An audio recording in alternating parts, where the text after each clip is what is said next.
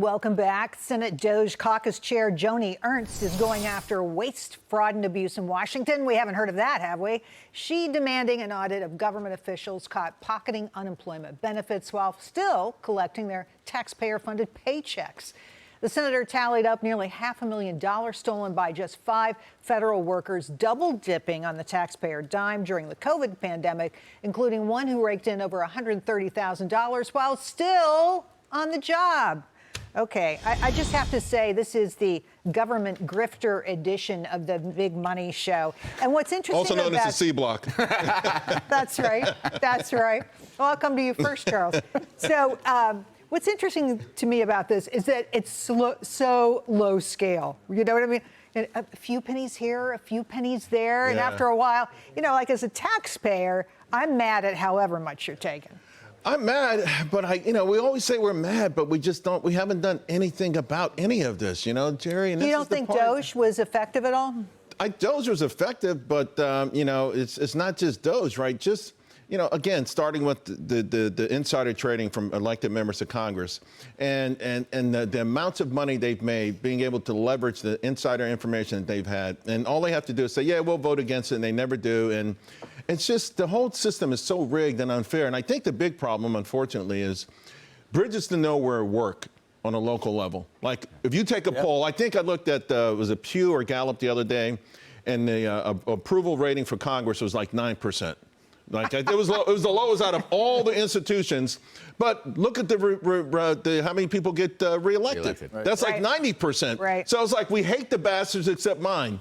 And why not? Right. Because they brought us some crap home that created some fake jobs. It's just, so ultimately, we're part of the problem. It's a tale as old as time. It's a tale as old as time, but until we really are angry enough to throw all the bums out, this is what we get. Well, this is, just in looking at what Joni Ernst is doing with this, I'm reading the Department of Labor's Employment and Training Administration spends $562 million to detect unemployment fraud. They're spending $500 million to find Let me add to all this. the money. But like, if you don't... There's some fraud in that number you just made, by the way. People want to make government smarter or better. I think Ronald Reagan had it right, at least theoretically.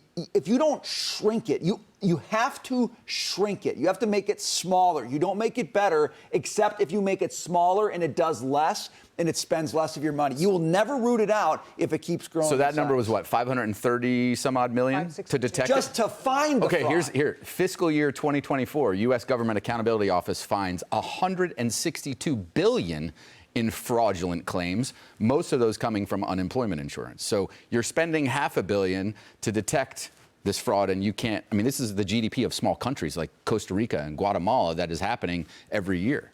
So to your point earlier, it's not just 100,000. The 100,000 here, the 30,000 there adds up to a really significant amount. Now you're talking about real money. Yeah. But look, what's amazing to me about this is not really the amounts, it's how long it goes on for. These people do it for years and years, and nobody pays attention, and you're working at the Department of Labor and you're stealing from uninsurance. This is unconscionable to me. Dagan?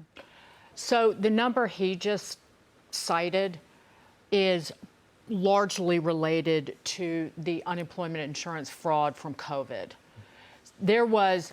So I appreciate a senator saying, oh, I've discovered this little bit of fraud in the federal government.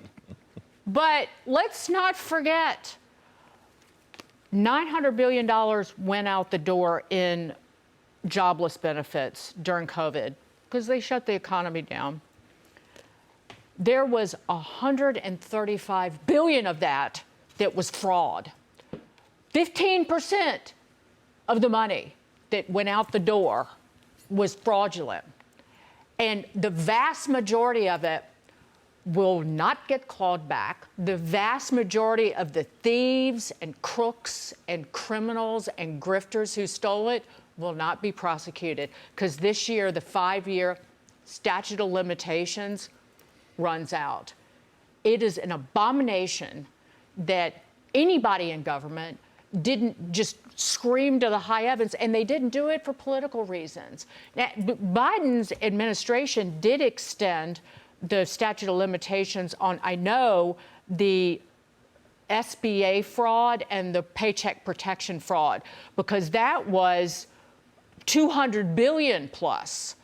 However, this is money that we acted like that we have no financial problems as a nation. And it's just, I mean, I've seen some of the people they busted down in Florida because they were all driving around in Lamborghinis. Yeah, they didn't make any, they didn't try to hide it, that's for sure. No, Lambo loans. And some of it, the people who got busted most recently, it was last year, I think, for the jobless benefits fraud, they using Bitcoin and crypto to try and send the money abroad. That's appalling. Listen, I mean. So good for Joni Ernst, but we got bigger fish that need cooking. I don't think this will be the last story about government fraud, for sure. Well, and Joni, call us when you got something bigger, okay?